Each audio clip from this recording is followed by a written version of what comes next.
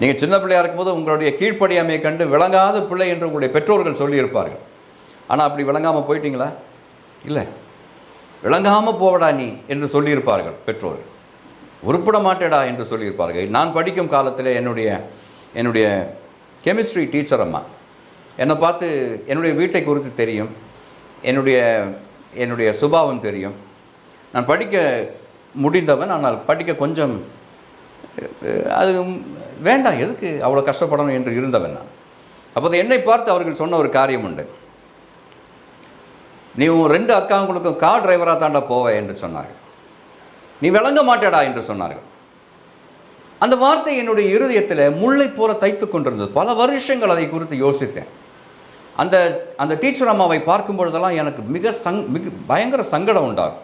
அவர்களை தூர பார்த்தாலே விலகி நான் போய்விடுவேன். இந்த வார்த்தைகள் என்னுடைய காதில் ரீங்காரமிட்டு கொண்டிருந்தன. உன்னுடைய 2 அக்காவுக்கும் நீ டிரைவராக தாண்டா போவே, அதுக்கு தான் நீ லாய்க்கு என்று சொன்னார். கர்த்தருடைய பிள்ளைகளே, இன்று வரைக்கும் அவர்கள் தெருவில் நடந்து தான் போய் கொண்டிருக்கிறார்கள். என்னுடைய அக்காமார்களுக்கு நான் டிரைவராகலாம் போகவில்லை. கர்த்தர் எனக்குரியதை முன்குறித்திருந்தார். அந்த வழியில் என்னை நடத்தினார். அவர் என்னை உயர்த்தினார். ஆமேன், ஆமேன் சொல்வீங்களா? அல்லேலூயா, அல்லேலூயா. கர்த்தர் நல்லவர்.